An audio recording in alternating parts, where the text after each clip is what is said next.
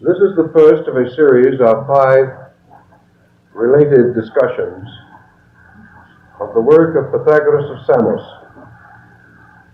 generally regarded as one of the most universally enlightened men of the ancient world. At this time, it is especially fitting that we should discuss his work, as it was in 1955 at the Pythagorean Congress in Athens that the birthplace of this philosopher on the island of Samos was renamed in his honor, and the Greek government in many ways expressed their remembrance of one of their greatest citizens. Pythagoras is remembered particularly on a scientific level for his contributions in astronomy, music, and mathematics. On a philosophical level, for the part which he played in the introduction of the doctrine of metempsychosis among the Greeks. On a religious level, for his emphasis upon the unity of world religions, his vast travelings, which brought him into direct contact with the great religious systems of his time, and the mystical disciplines which were practiced in the university which he established at Crotona. Thus we have a man whose achievements cover an unusually broad range, and as a result, his memory has passed through many vicissitudes in the descent of time. Those who admire his scientific achievements are inclined to question his philosophical attainments or to doubt his religious opinions. Yet all in all, a grateful world has honored him, and perhaps through a better understanding of his philosophy, some of the doubts and uncertainties concerning his various contributions can be brought into focus, clarified, and something added in this century to the luster which already surrounds his illustrious name. Our discussions in these talks will be principally with the mathematical philosophy of Pythagoras, which also divides into 2 essential parts, one of which may be termed theoretical and the other practical. On the practical level, Pythagoras made the greatest contributions of the ancient world to the advancement of the science of mathematics. He is responsible for the later achievements of Euclid, who in turn has influenced all mathematical thinkers down to the present day. If it had not been for Pythagoras and Euclid, there might not have been a Steinmetz or an Einstein. The great development of mathematics rested therefore upon the practical findings of Pythagoras and the philosophy of number upon his philosophical speculations. Pythagoras was one of the first, if not the first, to emphasize the importance of number and mathematics in the advancement of the total state of man's integration. He was loath to assume that so noble a science, so magnificent a system, was devised simply for the convenience of the banker and the money changer. The purpose of mathematics was to unfold through orderly instruments man's internal consciousness of the universe around him and the psychic life within him.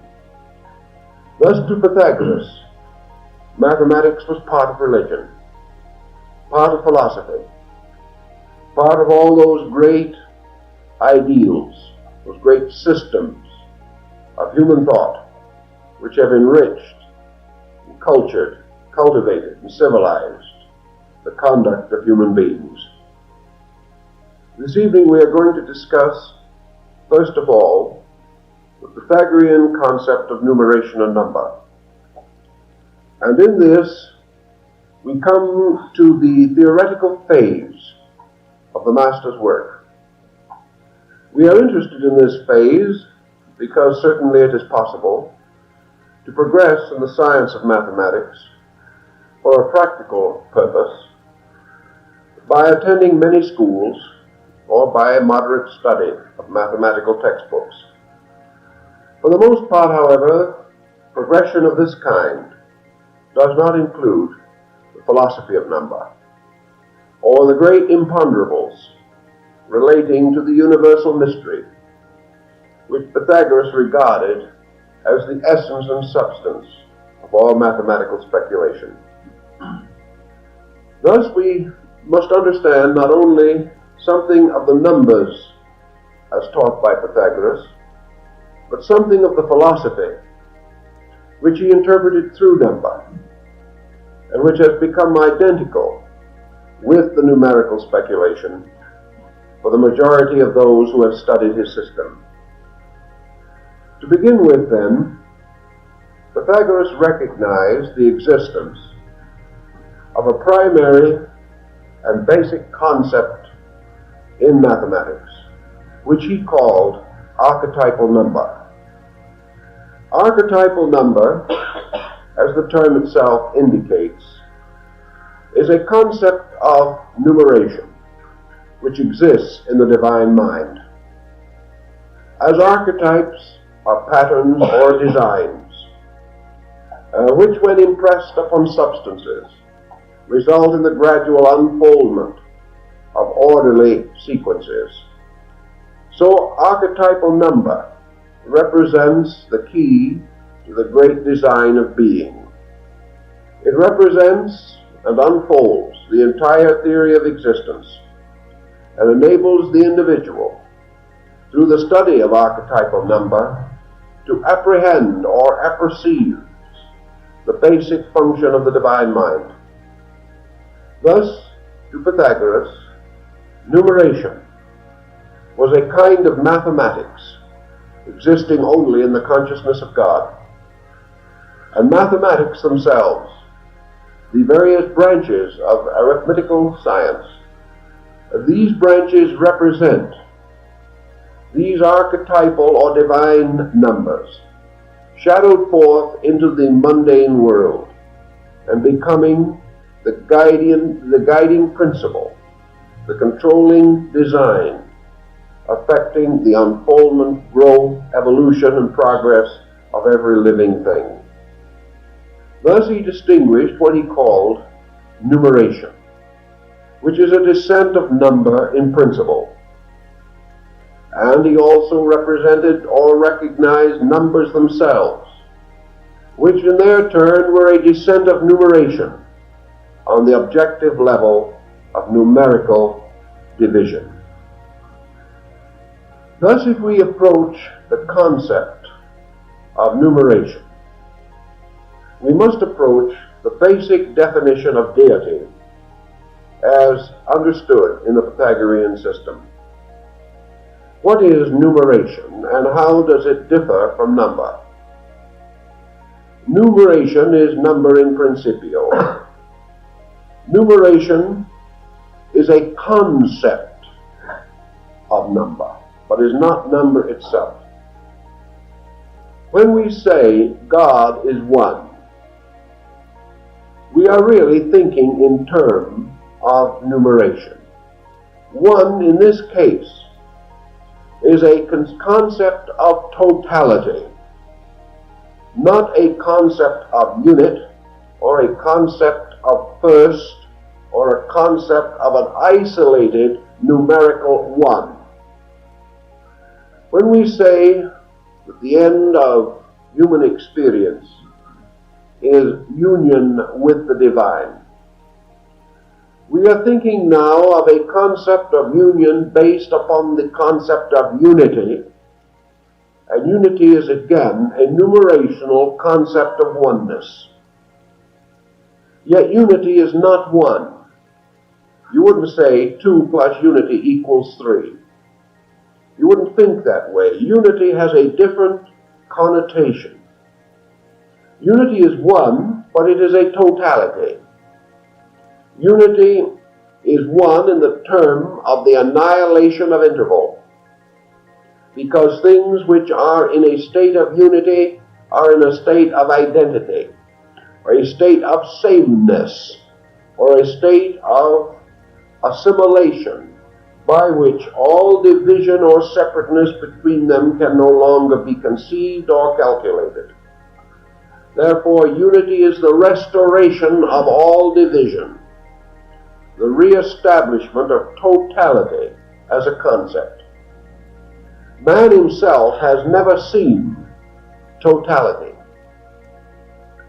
because regardless of what he may see, the unseen must also be conceived as existing, and totality must be the complete unity of the seen and the unseen.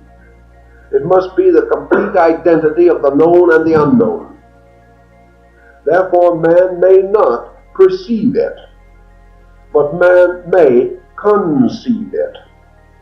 Yet even in his conception thereof, there is a limitation, and his conception is empiric. That is, it is an assumption based upon the acceptance of the concept or the statement that the known plus the unknown equals 1.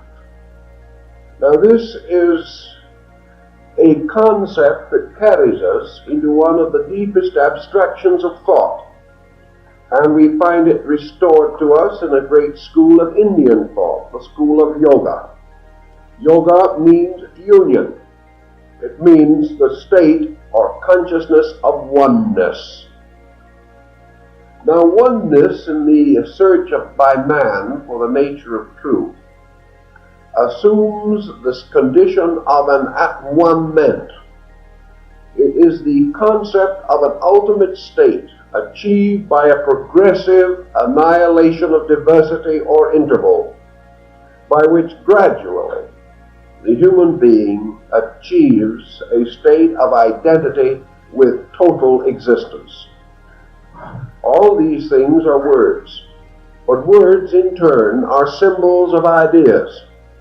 Ideas are in man the shadows of archetypes, because according to these concepts, the universe, creation itself, existence, manifested being are all suspended from eternal ideas in the divine mind. Man attempting to understand God and himself engenders within his own intellect shadowy ideas which are archetypal but not complete, but which do indicate to a limited degree the probable direction of the divine mind. Numeration, then, differs from number inasmuch as it represents in every instance either unity itself or aggregations of the parts of unity, no longer arranged side by side, but conceived as a new unity, composed of divided parts. Let us then assume that we have in our hand a number of straws, and we will say that we count these straws and we find that we have 12. Now this immediately creates the possibility of two concepts of the nature of 12. One of these concepts is that we are holding in our hands 12 separate straws. Therefore, we can conceive of 12 as a symbol to represent a dozen of anything. 12 matches, $12, 12 straws. These are a group or a specified number of these items. And 12 things may not all be alike. We may hold 12 objects, all of different categories, and call them also 12. unless we wish to distinguish in greater detail by saying that 4 of these objects are lemons, 2 are oranges, and 6 are apples. Thus we have ways of distinguishing types within number, but we are dealing with 12 things. Now there is another way of conceiving of this. Because when 12 objects are brought together, they produce a grouping for which a single term is applicable. When we hold out 12 objects in our hands, we don't point at them and say 1, 1, 1, 1, 1, 1, 1, 1, 1, 1, 1, 1, 1, 1, 1 so many times. We say 12. And at the moment we say 12, a numerical concept arises in the consciousness of the person we address. And we transfer the concept of this group as a collective. And we know that the number 12 is capable of stimulating an idea. And that this idea is not 12 separate parts primarily, but is a unit called 12. That this unit has a nature of its own, dimensions, boundaries, proportions, and is applicable only to a certain order or numerical group. If we remove one of these straws, the total number 12 is destroyed, and a new number is created, and that number is 11. And 11 is also a unit, a oneness, a totality, composed of the 11 separate parts. Therefore, all groups may be considered as composed of separate parts, or may be considered as units or unities, composed of a certain number of related elements or members. Thus, 12 is a numeration. 12 ones, considered separately, constitute numbers. The 12 is an idea which conveys to us oneness composed of 12 parts, whereas the parts themselves do not convey oneness, nor necessarily imply it, for they may be separate when so considered, but when grouped, they engender a new idea, which is the sum of themselves. Now, Pythagoras made a great point of this on a philosophical level. It might not seem to be important at the beginning, but I think you will see how it gains importance as we proceed. So we begin now with the first of the Pythagorean mathematical concepts, which may be called unity or the monad. Now, unity is a term applicable to God, and therefore the Pythagoreans did not properly regard it as a number. They considered it the first motion of being, and the first expression of the universal consciousness. For the first conceivable or apperceivable quality of the divine nature is unity. Now, unity in this case is a single term covering what we term the phenomenon of ultimate and absolute diversity. We think of deity as being the total of all its parts, the complete essence of creation. And we think of God as that immense and incalculable being in whom we live and move and have our existence. Therefore, actually, the complete unit, the complete monad, the one which is all. Now the one which is all may likewise be conceived of geometrically as a sphere, for the reason that a sphere is a geometrical solid with an infinite number of surfaces. In other words, the assumption is that there is an inconceivable number of flat planes in the structure of a circle, and that this circle, therefore, is unlimited or eternal in its surfacing. And also the sphere rests upon the least hypothetical surface of its own nature. The sphere of all geometrical forms rests upon the least part of itself, and also is the most immediately subjected to motion. And the sphere moves wherever the surface upon which it is placed is in any way unbalanced. This is again a Pythagorean theorem, because to the Pythagoreans the first motion of being is due to the uneven nature of eternal surface upon which the sphere operates or moves.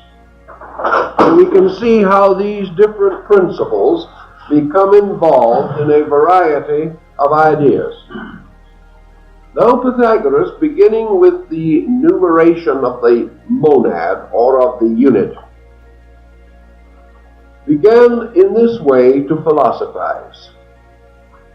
What is there in nature that is outside of or beyond the nature of infinite being?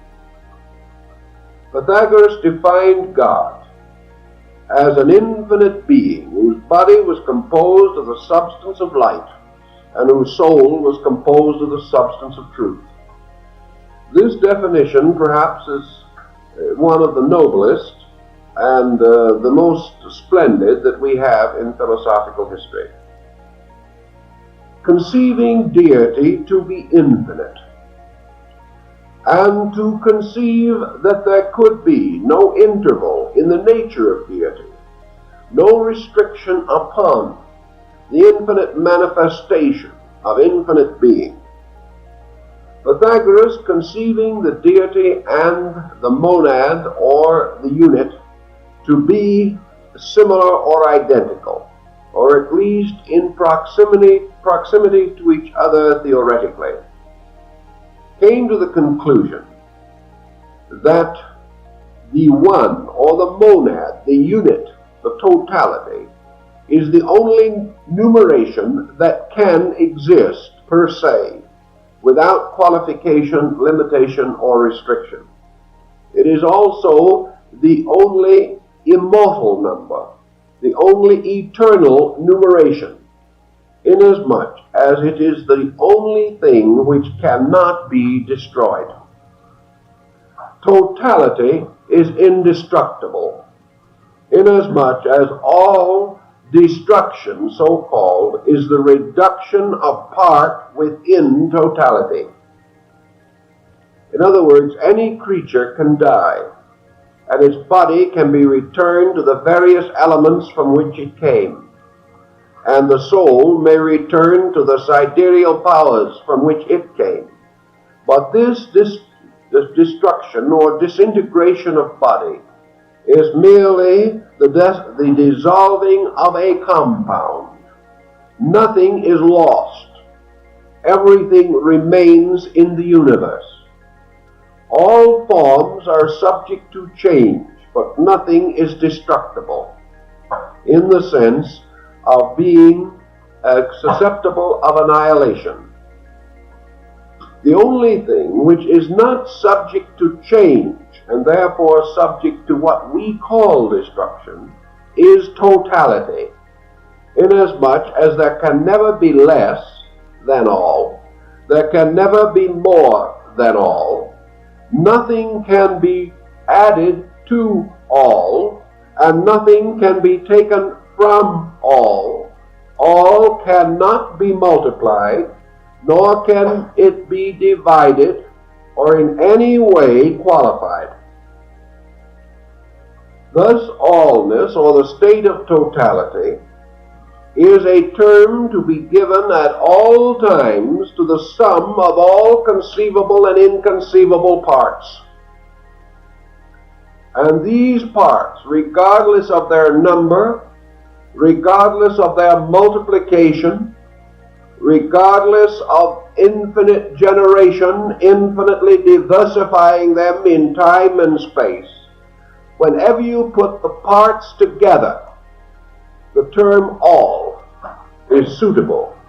Whether this all is made of 3 parts or of 3 million parts, the sum of parts is always all. Therefore, we have a conceptual allness. Now, allness being monad or unity, and not being susceptible of division, because to divide God is to destroy God. To divide unity, theoretically, is to annihilate it or destroy it. And as it is by nature indestructible, it cannot be divided. And consequently, it is impossible for totality to ever exceed unity, or unity to ever exceed totality.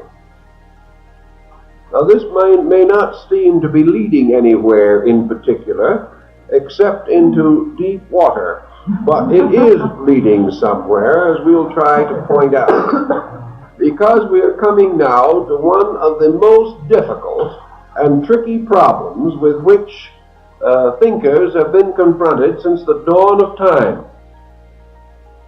Unity or totality existing forever and eternally in its own nature is said to rest or to be without the quality of motion.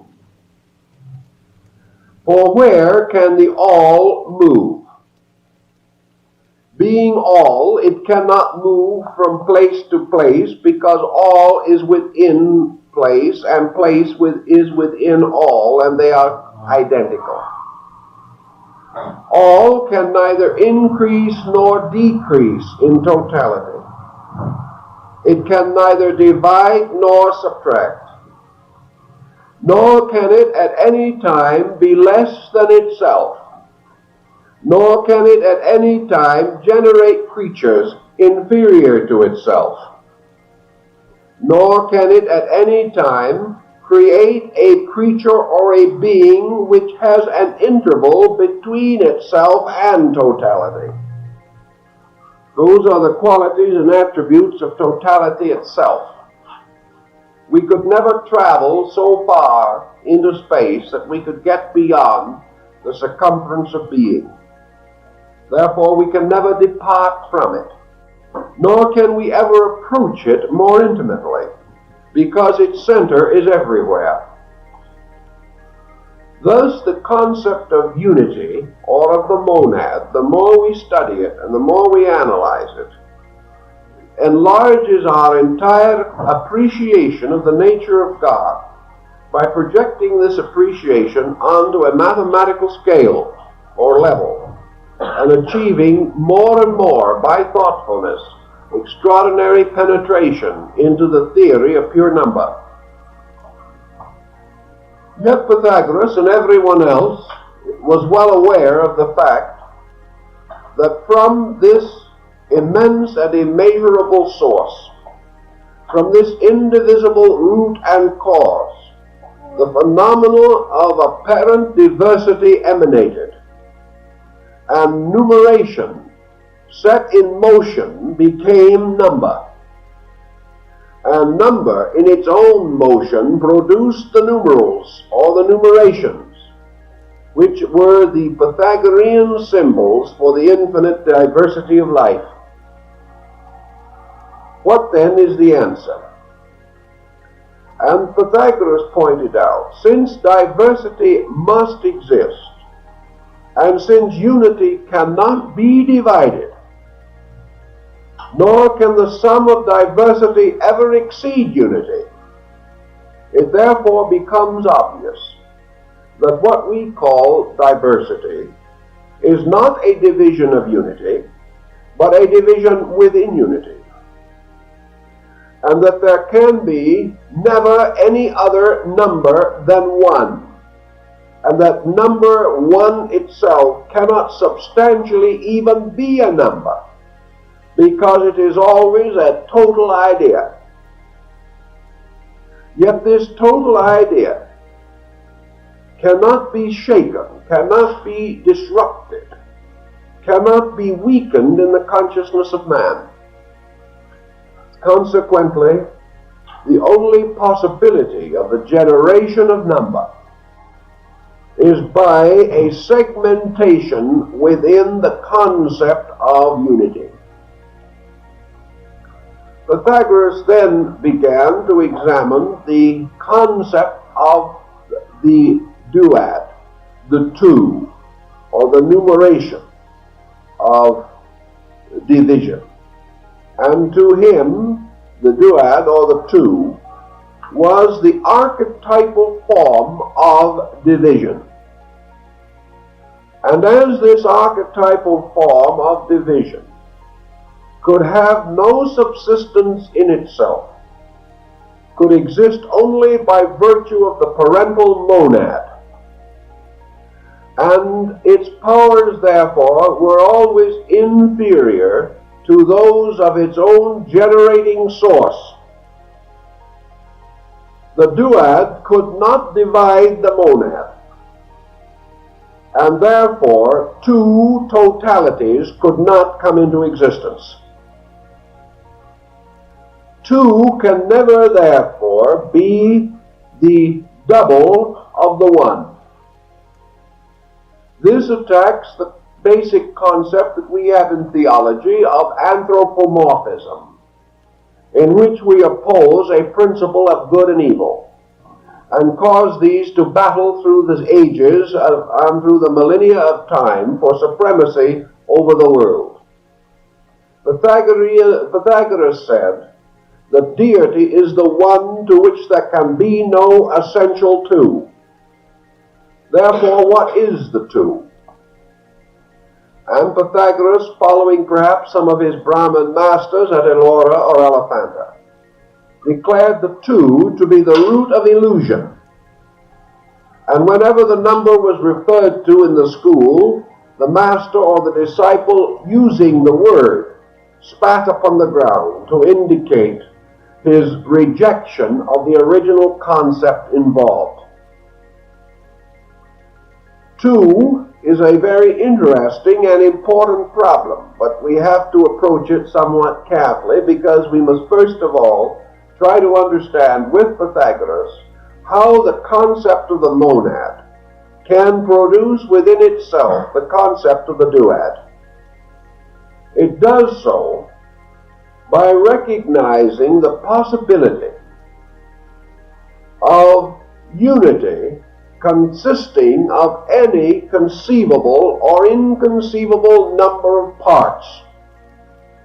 And these parts, regardless of their number, are summarized by the concept of part, or the concept of a partial existence, all of which pertains to the number two.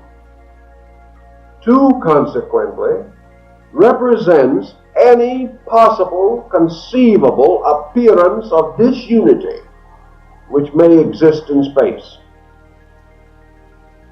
It means, for instance, that when we see two ones side by side, and we unite them by holding them together, and we call them two, the name two pertains to our illusional or materialistic lack of internal understanding. Because a two composed of parts brought together is not a two, but a monad. It is one. So what is two? If we are holding two objects in our hand, two is one in the term of halves. Thus, no matter the number of parts involved, the triad, or the three, is 1 in the term of thirds. The tetrad, or the 4, is 1 in terms of fourths. Because the moment we say 4, we give the number of parts. The moment we say tetrad, we give the name for the unity of those parts. Therefore, all numerations are names for unity when conceived of as consisting of parts. The consciousness of this leads then to the recollection or the recognition of the restoration of unities through the reintegration of their parts. All division lies in the acceptance of the classification of number. All unity in the acceptance of the classification of numeration. Thus, if we are advancing politically, sociologically, culturally, if we are trying to overcome religious prejudices or racial prejudices or cultural intervals, we are constantly seeking to reestablish unity. And this unity is the internal comprehension of the idea behind the concept of separation. Unless the idea is there and active, we are unaware of the fact that all divided parts, when brought together, create unity. And that unities of various sizes, numbers, and orders, by their further gatherings and minglings, create still greater unities. And these unities in turn unite to form more magnificent unities, until finally all converge in total unity. Thus the universe is an ascending order of unities, composed of lesser parts, and themselves the lesser parts of greater unities.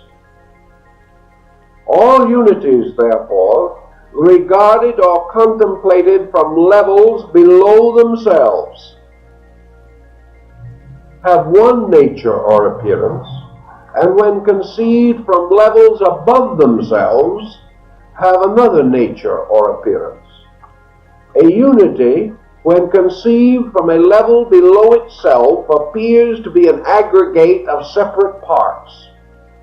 When seen from a level above itself, it is a unity composed of separate parts.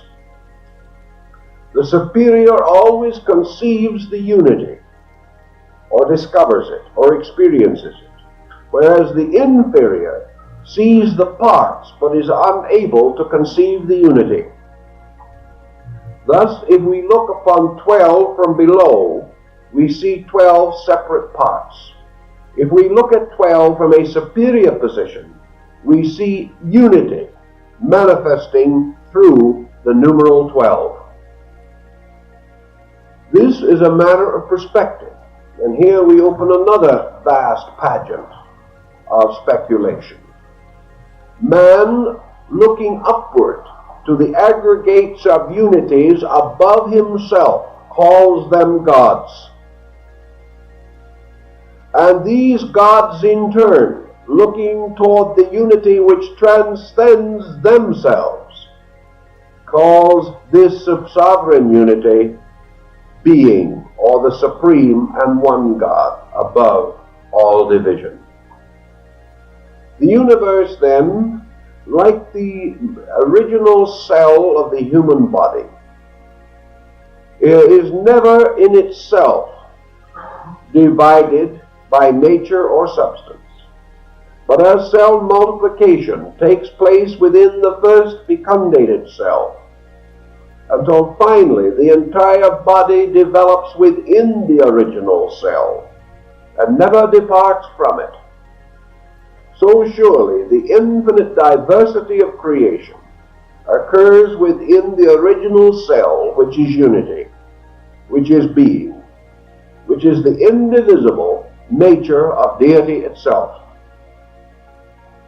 Thus we have now the recognition that all division consists of a hypothetical division within eternal and real unity, and that division exists only in the consciousness of creatures on a lower level than the phenomena involved. For that which stands above diversity annihilates it. That which stands below diversity may be intellectually or spiritually annihilated by the sense of diversity, and therefore be unaware of the eternal unity.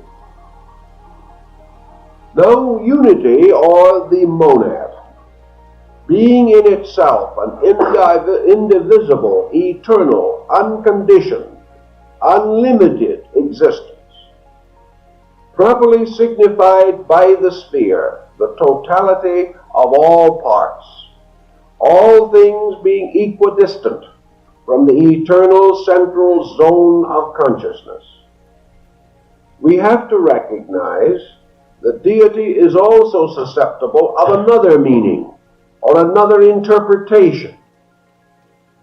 For if God is one, or eternity, God is also one in the sense of the first, the superior, the most magnificent, that which excels all other things, and by its excellence, or by its primordial place, it gives us another concept of unity.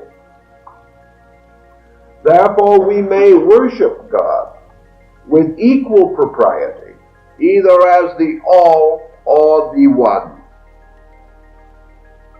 Now, in the nature of the one, what is different from the nature of totality? The nature of totality is complete inclusiveness. The nature of one represents a more or less complete exclusiveness. The one is the superior. It is the greatest. It is the first. Therefore, it represents not only total being, but the supreme excellence of a being. And in the concept of the human mind, there is this almost inevitable alternation between conceiving the supreme being as all or one. As one, as the first, as the primordial, it may properly be placed in the center of the circle or the hypothetical sphere of existence in the form of a dot. And we create a very simple, universal, mathematical symbol, often applied by primitive people to the sun, and still so used in astronomical symbolism, namely a dot in a circle. This dot in the circle tells us one in all, and also by reverse, all in one. The dot tells us that the inconceivable, immeasurable, incalculable totality of being does not itself change, but man, in his effort to conceive of this, and being unable to assume total consciousness, attempts to define the all by bestowing upon it certain singular attributes by which it achieves uniqueness of concept. And this uniqueness of concept is the first departure of man into the realm of relative thinking. When we think of God as unique, we think of God as set apart from all things. If we think of God as unit, we think of God as all things, the total and entire substance of all parts. Thus, in the concept of uniqueness, we strangely transform or deform the concept of unity, and we come gradually to the recognition of God no longer as being, but as a being, no longer as principle, but as a principle, no longer as consciousness, but as a consciousness. And this by itself is a division, a reduction, by which totality is destroyed, and we have a being, or a total unit established, surrounded by an abyss of a non-identical nature. The moment we conceive of a superior or unique being, we create this concept by differentiating it from all other things. And in so doing, we create polarity. And we have a being and not being. Not being, being of course by nature and substance, the dark background or the background of the concept of a being which we have created within ourselves. Thus, the moment we create a God or a God concept, we bring inevitably into existence the not God concept. And the most primary concept that we have of this is the hypothetical division of spirit and matter. Thus, duality, or the two, represented to the Pythagoreans spirit and matter, light and darkness, male and female, life and death, representing all polarized existences. The positive pole of these existences being conceived as a reality, and the negative pole as a shadow or non-substance, deprived of that which is the essential nature of substance. Some ancient theologians and mythologists conceived that originally the universe was an infinite expanse of being, and that gradually this infinite expanse retired, or so to say, restricted itself toward its own center, creating an effulgent spiritual existence, and leaving the area from which it had retired deprived of its own nature, leaving therefore darkness behind it, or the not-self in the great space left by the withdrawal of being to form a being, or a center of consciousness, or consciousness as a self-consciousness in space. If then we have self-consciousness, we must also have an interval of some nature, for self can only be unique because it is separate from or different from other selves.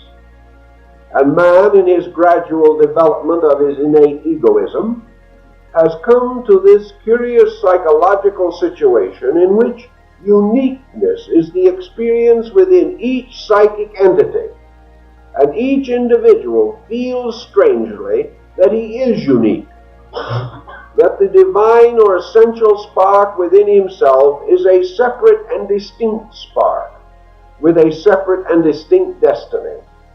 And upon this concept, the whole conception of Western philosophy and Western theology has been built.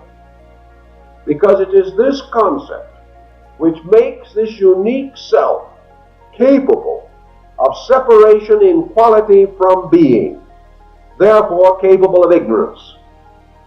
capable of violation of the law of being, therefore capable of sin and crime. And because it has a separate existence, and because no separate existence is eternal, the complex of selfhood brings with it the inevitable fear of death. Because death is inescapable, where a condition of uniqueness or a separateness of one thing from another exists. For uniqueness to be sustained must imply a constant conflict between itself and the not-self which surrounds it. And this conflict ends finally in the exhaustion of selfhood, because the spark of self in each creature is infinitely outnumbered by the incalculable area of not-self. And the self is but a spark in an infinite expanse of space, which is forever closing in upon that sense of selfhood. Thus the self cannot have a victory over totality, but must finally be exhausted in its psychological conflict with totality, and be returned again to the state of totality. Just as all buildings built by man upon the earth will ultimately rot back into the earth from which they came, just as all worlds and planets must ultimately return to the space from which they came, all conditioned beings, by being conditioned, are mortal, and must therefore return to an unconditioned state, which to our unenlightened intellect means extinction. This conditioned space, then, now becomes the hypothetical Pythagorean duad. It is the one in the term of halves. And wherever we have this one in the term of halves, the positive pole assumes the dynamic position, becoming the agent. The negative pole assumes the static position and becomes the patient. Therefore, agent and patient are in contrast to each other through all eternity. The agent and patient in this case may be regarded as spirit and matter, or they may be regarded as intellect and form. But by whatever nature we wish to recognize them, the Pythagoreans insisted that the acceptance of the concept of duality and the projection of categories based upon duality and the unfoldment of syllogisms based upon duality, all of these resulted in the mind gradually descending into a state of illusion, inasmuch as the existence of selfhood itself is a primary illusion. And from this one basic illusion, all others naturally follow. This is essentially the teaching of Buddha, who was convinced that the acceptance of the illusion of personal divinity or personal self either must ultimately lead to the complete corruption of the internal consciousness of man. Now, if we have the monad as all consciousness, then the diversity, the duad, gives us self-consciousness and unconsciousness.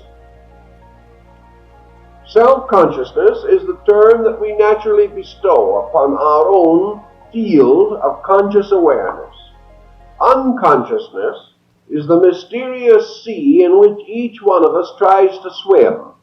For unconsciousness is nothing more nor less than the consciousness of all things except ourselves, which we, not being able to know, appreciate, or understand, must naturally regard as mysterious, unknowable, vague, dark, beyond comprehension. Thus, in psychology, we approach the same essential problem. When the psychologist refers to the unconscious, it is not immediately evident either to himself or anyone else whether he refers to that which is unconscious in space or that of which he is unconscious, but which may in its own nature be superlatively conscious. Thus we also have another important fragment from the Pythagorean logic on these matters, for we know that there is nothing more mysterious to any individual than the thoughts of his neighbor. Not one of us knows with certainty what anyone else thinks or believes. So we have a little spark of light which we call our own thinking, which is constantly surrounded by a strange darkness, which is the thinking of every other person. And this thinking of every other person, when gathered together, as far as our experience is concerned, is no thinking. Because we cannot share in it. We cannot participate in it. It has no mental or visual imaging power within ourselves. We can see other persons, and we can assume that they are thinking.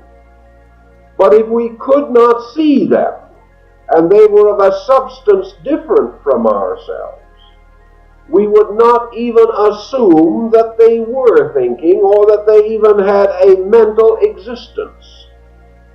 Therefore, all bodies which surround us, which are not visible to us, or are by magnitude or multitude so remote as to be beyond comprehension, are by ourselves assumed to be mindless, because we are unable to conceive of their intellectual activity. The illusion rests then in this very simple point, namely, that to each person, every other person is unreal. It means then that in this concept there can be no reality. For if we are real to ourselves, we are part of everyone else's unreality. And this concept must lead us to the inevitable conclusion that we are actually living not in a world in which we as a self can be in any way unique, but that this uniqueness is a delusion of our own, and that every other living thing is equally unique. And the totality of this uniqueness is unity, which is substantially indivisible anyway.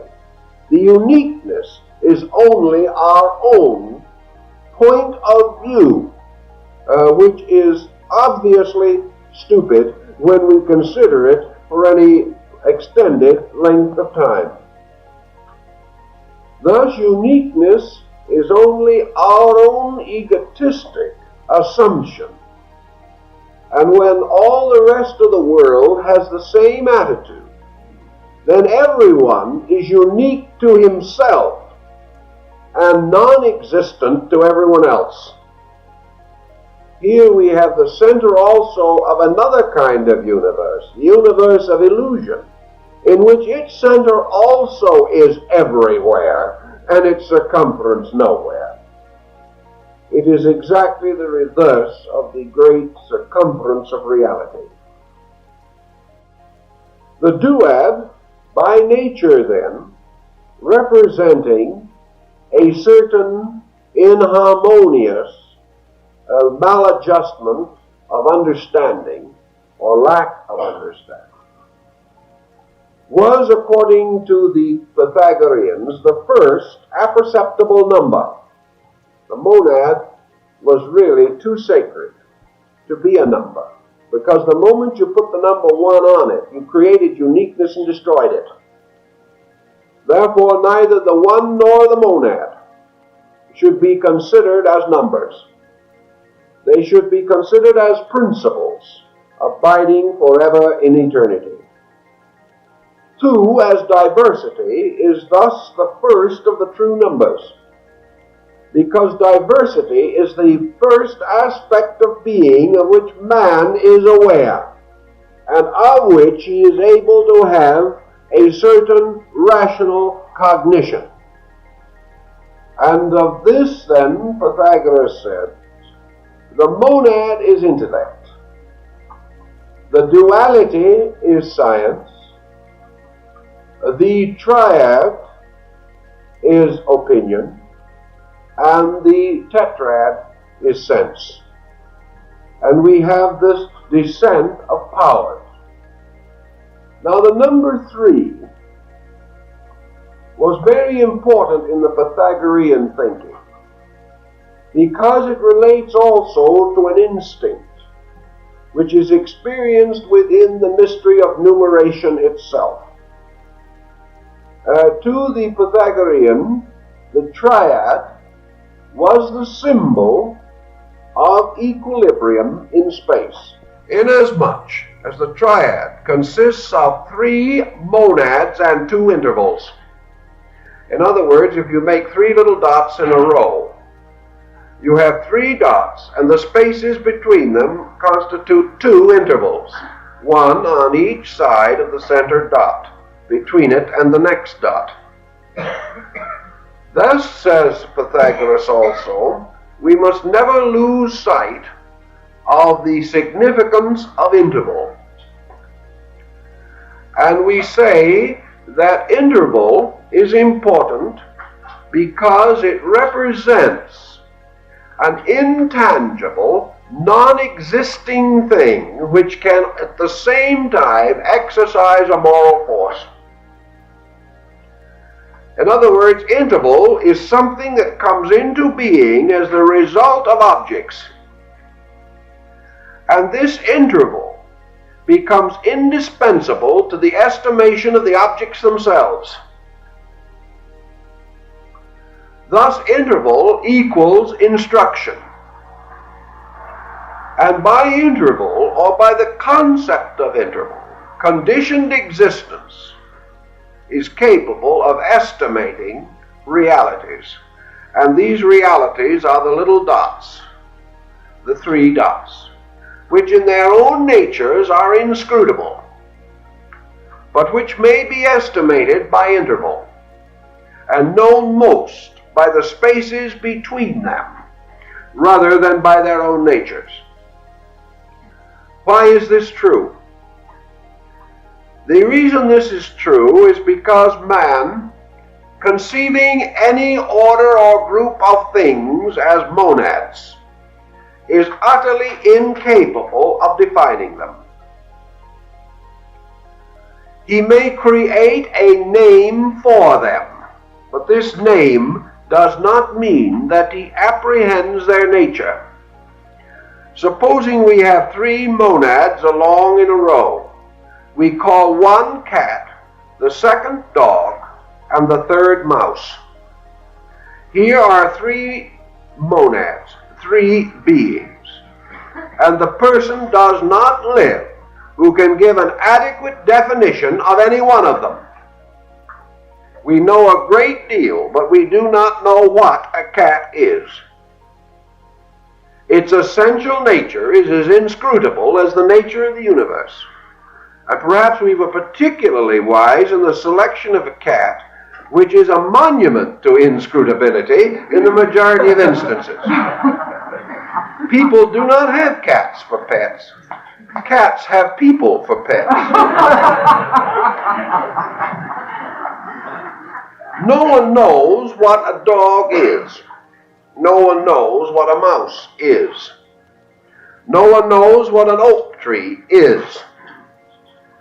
No one knows why it is an oak tree, for it is only a name which we have given to it. And when we are asked what it is, we give this name and glibly assume that we have said something, when all we have done is had a mild outburst of language. The fact of any of these creatures is rooted in ground so deep and mysterious that the wisest man in the world has never penetrated it. Therefore, these three creatures sitting along in a row with a short interval between them remain inscrutable until they begin to move in the interval. We learn a certain something about what a cat is when it starts to chase the mouse. We know something of the nature of all these creatures by their reactions upon each other. And these reactions take place not in themselves, but in the spaces between themselves, qualitatively.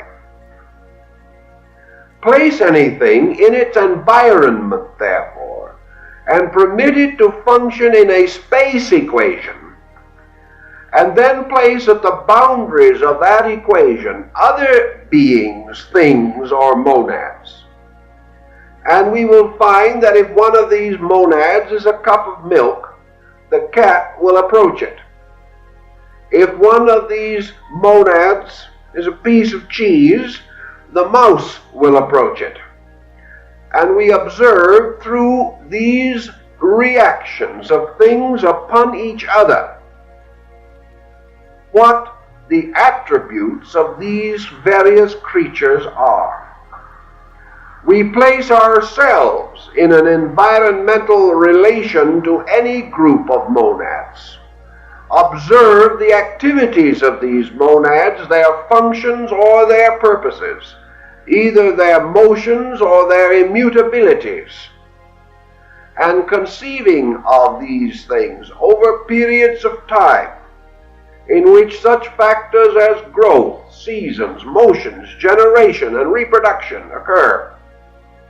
We thus gradually come to an environmental, circumstantial acquaintance with creatures which in themselves are unknowable, but are to be determined or discovered or to be analyzed only by their relationships with other things.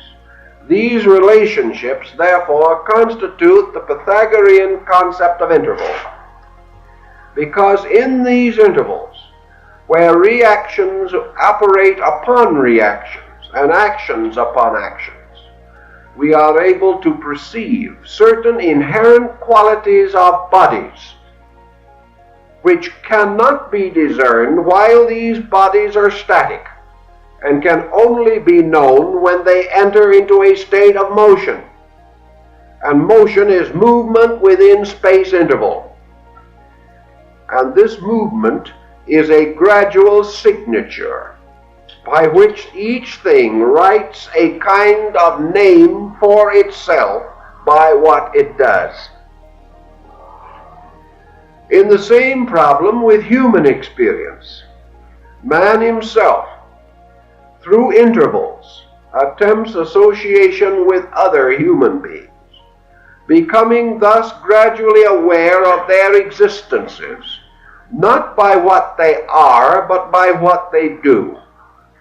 Therefore, we cannot know the man who, closing the doors of his house, locks himself in and stays there indefinitely. The only thing we can then know about him relates to this action, which in turn may lead to certain conclusions. These conclusions might be wrong if we were able to know and approach this person. So whatever we do becomes the key to the presentation of ourselves to any other creature or any other being in the universe. By the similar token, the nature of deity in substance is unknowable. But when deity enters a state of motion and moves within the interval which is enclosed by its own substance and nature, deity by internal motion causes the emergence from itself of what the Pythagoreans called the tetractys, the pyramid of dots, consisting of 10 monads arranged in 4 rows, which we will discuss in another lecture. But the internal motion of deity results in the generation of existence. This gives us another important definition. If an individual, upon a plane of abstraction, equivalent or nearly equivalent to his concept of that upon which deity abides, was to have an internal motion, what would we consider the nature of that motion to be? Conceiving that as yet there is no world form such as we know it, no world mind such as we apperceive it, there is therefore only the initial or primal motion of being within itself. What could such a motion be? And the ancients could conceive of only one thing, and that is motion of consciousness within itself. This motion would therefore be an internal motion of consciousness. And the Greeks and the Orphics and the Pythagoreans generally assumed that creation was the result of an internal motion of the divine consciousness.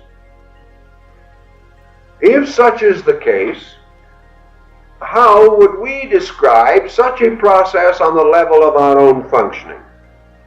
We would therefore be required to assume that this creative motion of consciousness would correspond to our concept of meditation, realization, concentration, or one of those internal disciplines by which consciousness is caused to move within ourselves.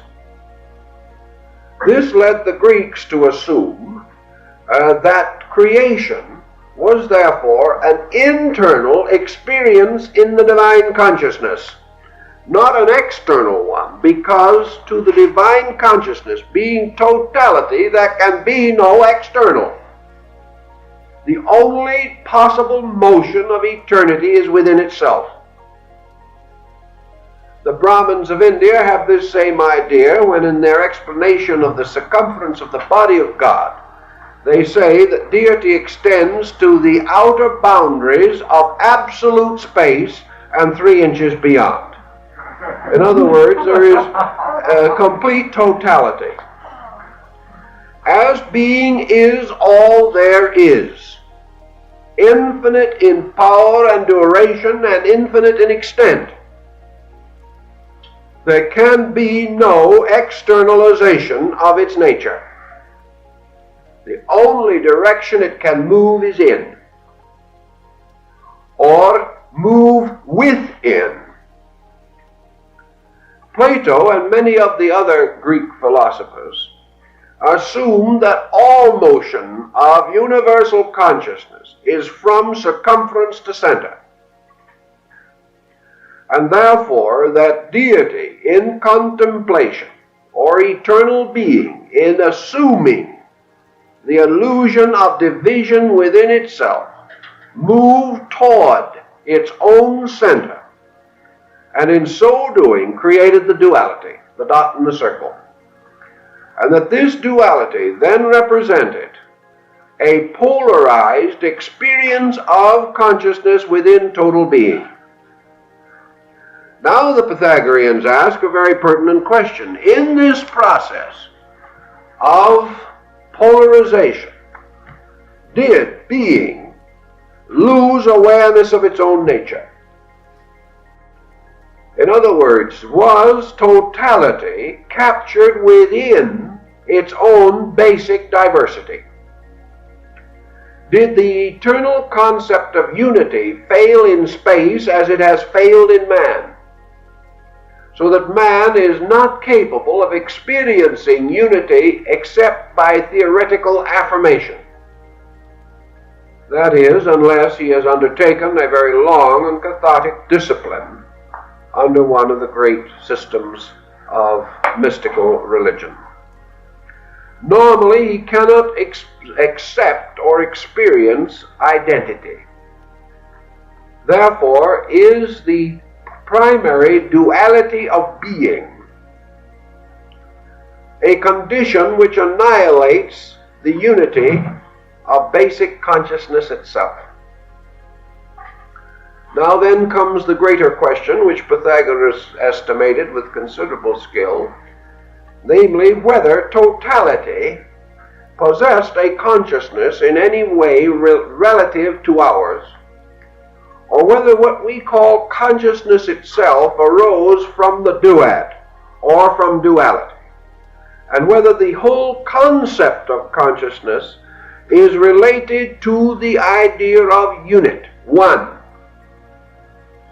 and therefore that consciousness did not exist until illusion set in, and that total being has a total awareness which is beyond the concept of consciousness.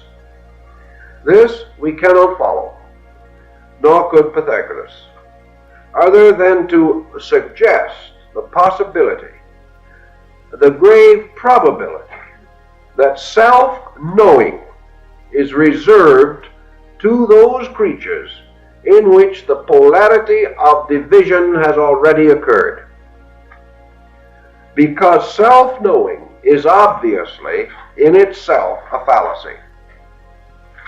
Self-knowing, being the recognition of the fact of a separate selfness, can only exist in conditioned beings. This led the Eastern Buddhists to refrain from any effort to define the state of the Mahaparinirvanic consciousness. In other words, the consciousness of the being which is identical with reality. Whether this is a conscious being, a universally aware being, or whether it is a totally submerged existence, no one has ever been able to dogmatically affirm. But we have the Pythagorean concept that duality, being the first of the numbers, must therefore imply that the state of consciousness rising from duality is the first of the illusions, and that from this illusion all others must naturally suspend. In the study of the natural mathematics of the universe, the Pythagoreans began to experience the struggle which nature is perpetually maintaining to preserve equilibrium. In other words, that which is unbalanced must be restored, for nature is forever gravitating against excess. Now, why does nature gravitate against excess? Because excess is the tipping of the poles of polarity. And the moment that these poles are tipped, every force in the universe rushes toward the maintenance of equilibrium or the restoration of it. Unbalance, therefore, leads to motion. And wherever there is motion, there is some form of unbalance in nature. It is the problem of the sphere resting on the surface. If the surface is absolutely level, the sphere will stand still. But if the surface is not level, the sphere will begin to roll toward the lower part, or the depressed part of the surface.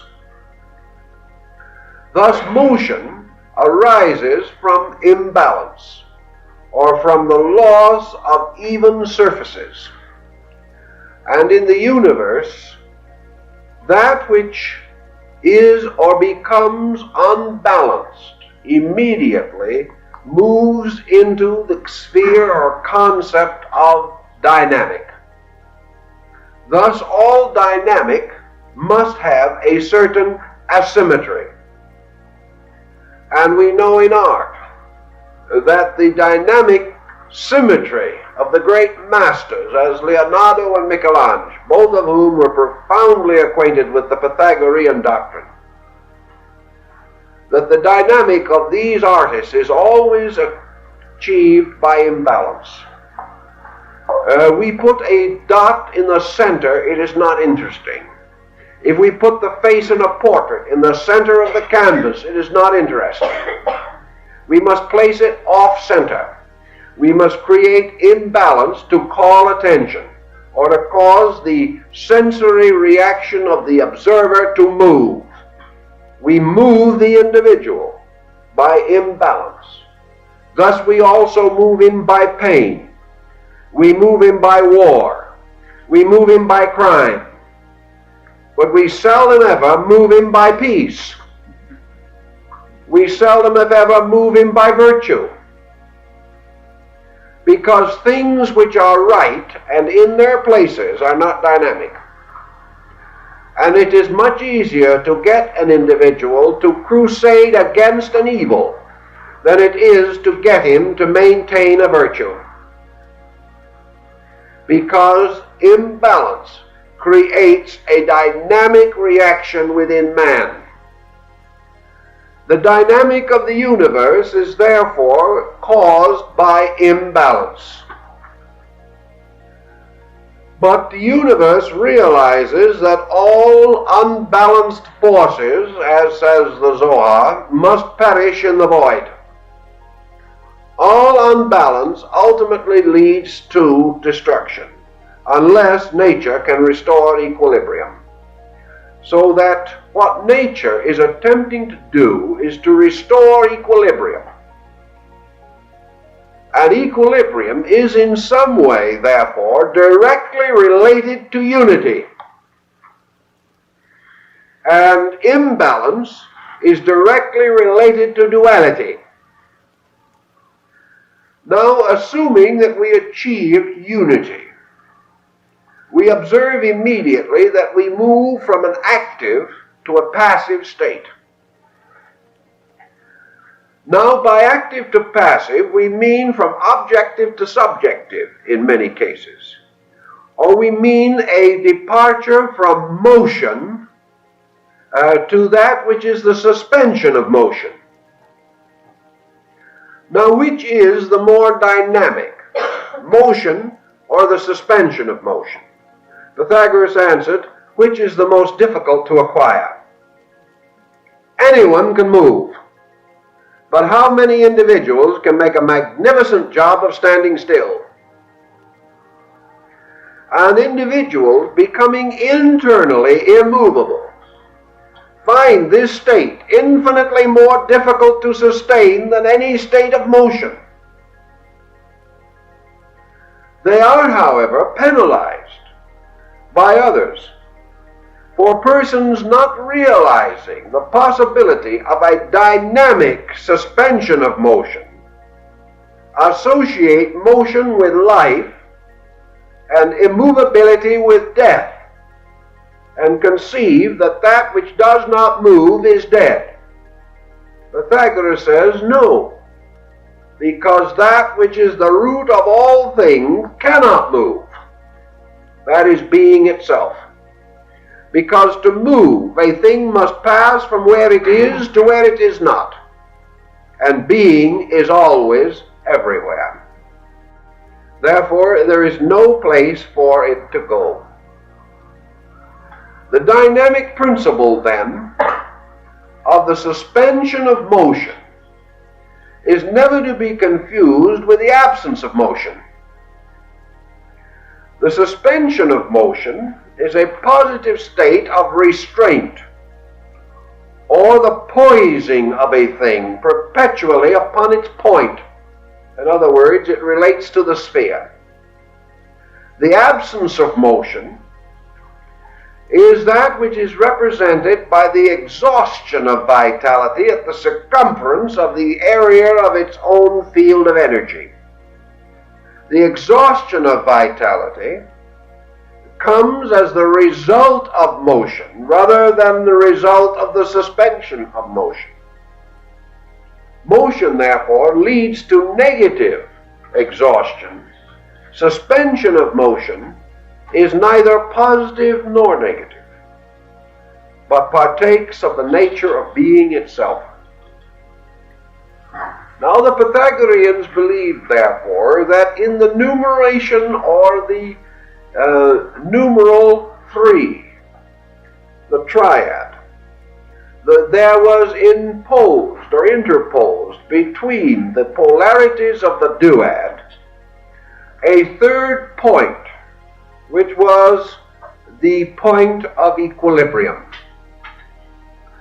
The Pythagoreans then declared that contrary to our practical or popular practice of placing good and bad on the pans at the two ends of a pair of scales, weighing the good against the evil, and observing that to be good in which the side of the scale containing good was the heaviest, the Pythagoreans said that these two, the weighing of good and evil, were the weighing of two illusional polarities, one against the other, and that the only point of reality in such a matter was the middle of the beam. Therefore, they said, of polarities, ill or evil is at both ends, and good at the center only. Therefore, the point of good is not opposed to evil, but is in equilibrium between two forms of excess, both evil. Now, a practical experience of that can be considered in the problem of the individual with his money. Money is not evil, but the use of it may cause it to become a great cause of danger. The individual who hoards his money is called a miser. This is one extreme. The individual who wastes his money is called a spendthrift. This is the other extreme. These are the two ends of the balance, both unbalanced. But the individual who moderately uses his means for that which is of the greater good is at the center, the point of equilibrium. Therefore, in possession, use is the point of equilibrium, and abuse, either by excess or by privation, these are the two polarities, and they are both wrong. This is the reason for the concept of the golden mean, represented in symbolism by the golden cut of Aristotle, and also by the famous Socratic axiom, in all things not too much. Thus, equilibrium comes as a balance between the aggression of polarities. In the creative triad of things, we have also the problem in the human soul of what is going to impose itself between the aggressive triad which is created in man's nature. This aggressive triad can be conceived of as existing in all parts of his constitution, and we may say that for one of these triad polarities, we can say the mind and the emotions. These two are polarized, and if either one of them is weighed against the other, or enters into competition with the other, or goes into conflict with the other, or seeks to overpower the other, or take upon itself the prerogatives of the other, there is confusion, discord, imbalance, and destruction. So the Pythagoreans believed that there was a principle which was representing, or which did represent, the primordial monad that descended and took its place on the level of number and placed itself between the poles of the two and created equilibrium. And the name which they gave to this central monad was the beautiful. Now, the beautiful was to them the symbol of the healing of polarity. It became art as a great moderator of the excesses of life. Thus we have the art of living. we have the fine arts, but we have beauty, which is always seeking order, and is seeking to impose its own archetype upon all excess and bring it back into moderation. Beauty, therefore, becomes to the Greeks the symbol of the universal Redeemer, because beauty is an experience of equilibrium, even in the absence of the equilibrium itself. The artist lives in a world in which he conceives and creates or releases beauty which he intuitively feels, and in the process of doing this, he is like the true artist who becomes the handmaiden of nature. And in the terms of the medieval alchemists, there is the great statement, art perfects nature. If an artist, therefore, goes out on the side of a hill to paint, and he sees several trees blowing against the sky, his eye will tell him that there are too many trees for his purpose. So when he paints the picture, he will leave out unnecessary trees, although they are there, and reduce his picture to the law and order which he regards as proper. In the same way, the artist in man gradually proceeds to put in order all the visible, tangible, or recognizable excesses or imbalances of nature around him. In his own creativity, in his own internal life, therefore, the artist censors nature and attempts to assert a vision of unity, a vision of order, upon the phenomenal indications of disorder that may appear around him. The artist does this by releasing a creativity within himself and flowing out across the two intervals which divide the end points or dots from the center one in the little row of 3 dots. The beautiful then becomes the symbol of equilibrium, polarity balanced, the restoration of order, and by that the restoration also of the divine order and of the golden age, as the Greeks called it. This principle of the beautiful likewise gives rise out of mathematical formula to the messianic concept. For the second person of the creative triad, the Redeemer, the link between the divine and the mortal, the Son of Man and the Son of God, this heroic creature, this Savior, which stands between, in the middle distance, and is crucified between the two thieves of polarized excess, represents in each instance the ordinating, integrating power of beauty. Not beauty merely of external things, but the pure beauty which is part of the inner concept or consciousness of equilibrium.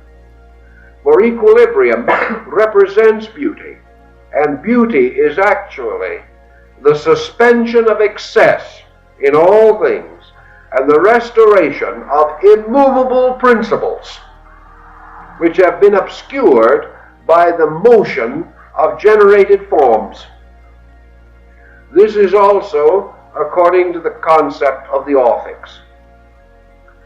The Pythagoreans then completed their great picture of the basic pattern of number and numeration by the establishment of the tetrad, or the great pattern of the numeration 4. And the numeration 4 was to them the primary symbol of justice, because 4 is the first number to be composed of even and natural parts. It is the first number equally divisible, because they did not regard the 2 as a number of this kind, since division of it could result only in the primordial 1, which is not possible in the universe. Therefore, 4, the product of the addition of 2 even numbers, was to them the symbol of order, of justice, and of the regaining or re-establishing of balance in nature. Also, the tetrahedron, or the 4-faced symmetrical solid, is the least geometric form which can enclose an area. Therefore, this number 4 was also the proper symbol of the mundane world, which is the peculiar revealer of law. For just as surely as things enter into generation and become involved in the mystery of matter, so surely they come under the direct and inevitable jurisdiction of universal law. And the physical universe as we see it is the amphitheater of law, in which all things, by the process of existence, become inevitably and instinctively aware of law, and learn either to abide by it or suffer its consequences. Therefore, the material sphere is a lawful state of souls, in which all things come to learn obedience, and come to learn to accept the inevitability and immutability of the sovereign principles from which they are suspended. Thus, this world, this material world, is the symbol of the administrative power of deity, and deity itself extending from the mysterious and hypothetical one which is the intellect of the world, through the mystery of diversity, which is the intellectual extension of the intellect into the sphere of mind. From there to the equilibrium, or the generation of the power of soul, for soul is the geometric pattern of the beautiful. And finally into form, into the 4-square world of matter, composed of the 4 elements known to the ancients. The great hollow square, which is the amphitheater of existence, the ball court of the ancient Aztec Indians, where they played the game of life upon the square of the world. These 4 numbers then, by their addition, the 4 to the 3 to the 2 to the 1, equal the number 10, which in itself is the exhaustion of all numbers and the restoration of the monad. We will later see how these numbers are extended through the pentad and on to the decade, or the end of the numerical system. But for our present purposes, we are concerned primarily with the recognition of this descent of principles called numerations, which are each one of them formulas for the application of the concept of the numeral to the phenomenal sphere of existence, so that out of the entire concept comes an inevitable philosophy of life. A philosophy of life in one of the purest symbolical forms that we know, because it is in a form so simple, so direct, and so inevitable that it is almost impossible to confuse it with theological abstractions. It becomes an obvious, clear-cut concept of the descent of principles in their own spheres and in their own orders and in their own ways, moving victoriously from unity in reality to diversity in appearance or illusion. Now, assuming that we gathered up totally all of the various parts of the universe that have come into being and manifestation since the dawn or the beginning or the first spark was seen in space, and we total all of these, what would their relation be to the primary consciousness which engendered them?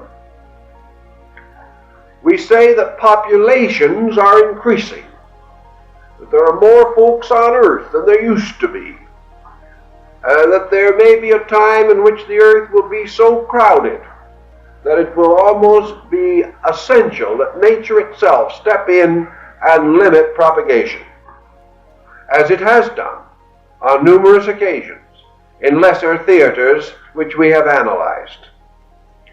The answer to this question lies in the indisputable fact that the growth and unfoldment of things and their numerical increase, either in magnitude or in multitude, can have no effect upon totality, inasmuch as nothing can outgrow totality. And no two things, regardless of how vast they may be, can individually ever exceed 1/2 of totality, or four things can ever exceed in each 1/4 of totality. It is therefore not possible for one part of totality to grow so great that it will crowd out another part. Nor is it possible for the situation to finally become so incredible that it is necessary to revise the boundaries of totality itself. Such things cannot be. Why? Because of archetype. Archetype being the image or design in the divine mind. Nor can God nor man think beyond itself. The divine mind can contain no concept superior to its own totality. Therefore it can engender nothing that can exceed itself. And as all things by their growth are, as the Bible says, filling up their numbers. And you will find the same quotation used in one of the Shakespeare plays. It is therefore inevitable that all things can fill only the patterns by which their own life ways are promised or perfected. What then occurs when things seem to exceed themselves? And therefore it would appear that the next step that they make would inevitably break through the pattern and result in what Pythagoras termed a superabundant number. The moment things increase beyond a certain point, they do not outgrow themselves. They grow into the archetypal unity which is next superior to them. Thus, two things growing to become greater than they are unite to form one thing which already exists archetypally as the next inevitable step of themselves. Things outgrowing themselves, therefore, do not outgrow their creator, but outgrow a level of creation and are immediately integrated in a larger unity. As life is not a continuous expression or unfoldment of separate parts, there can never be a superabundance of number. If a tree, for example, could keep on growing on and on and on like Jack's proverbial beanstalk, it is conceivable that one tree might sometime fill all space like the Yggdrasil tree of the ancient Nordic religious rites. But this does not happen because growth in itself is a motion toward unity and not toward the infinite extension of an individual number throughout eternity. Things therefore grow together, and all growth is a union of parts and the re-establishment of unities. when things outgrow themselves, they have merely fulfilled their part of something else. And superabundance is merely, therefore, the projection of a thing towards the next state of itself, which is already archetypally established. And as things by their advancement become more and more refined and less in number, evolution ends gradually in the resolving of numbers. In other words, if a creature beginning at a state of multiplicity at the base of the pyramid of evolution grows, supposing we will say that he grows from 100 roots, which he has planted in faculties, powers, dimensions, propensities, and other phases of his own being. As he ascends, these 100 parts do not continue to grow as 100 trees of life within him. The first step upward that he takes, the 100 become 90. The next step, the 90 becomes 80.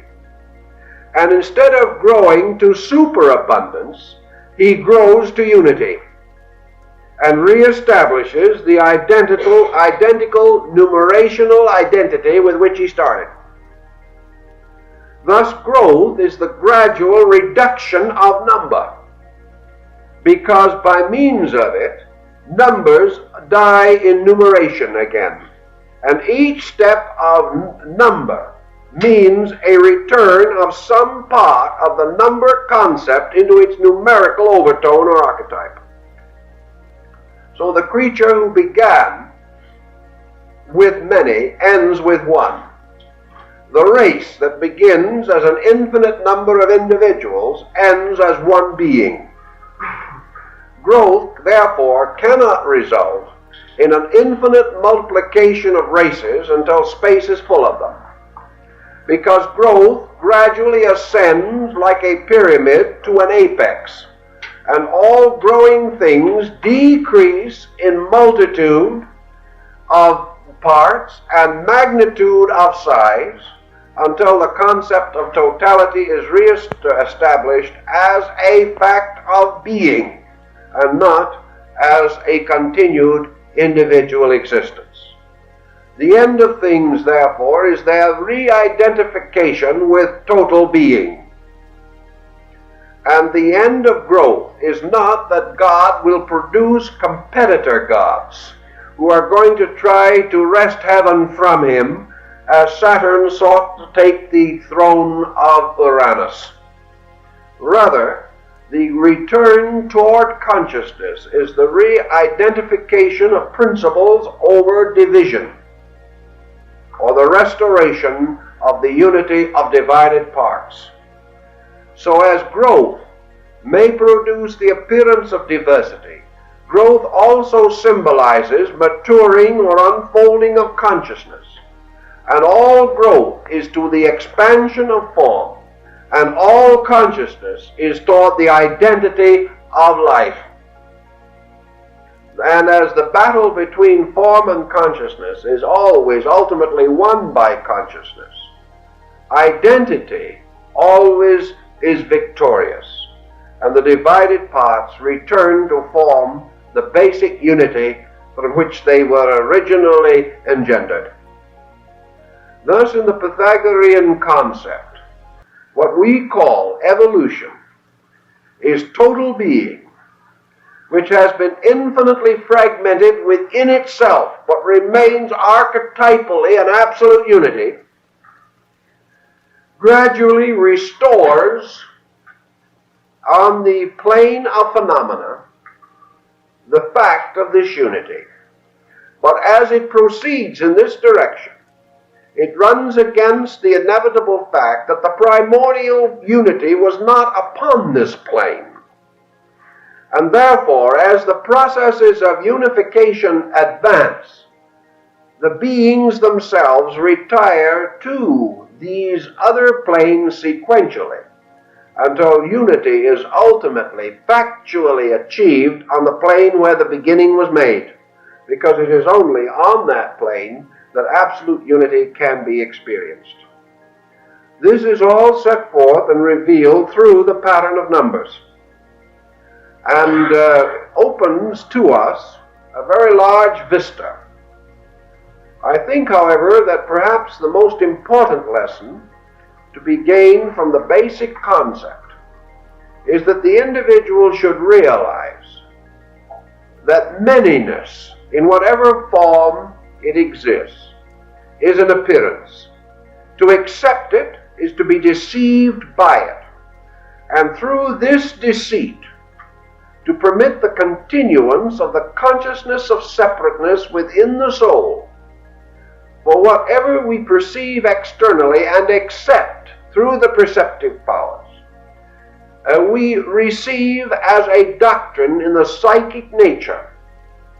Therefore, by the constant reaffirmation of separateness, we indoctrinate ourselves with our own deceit.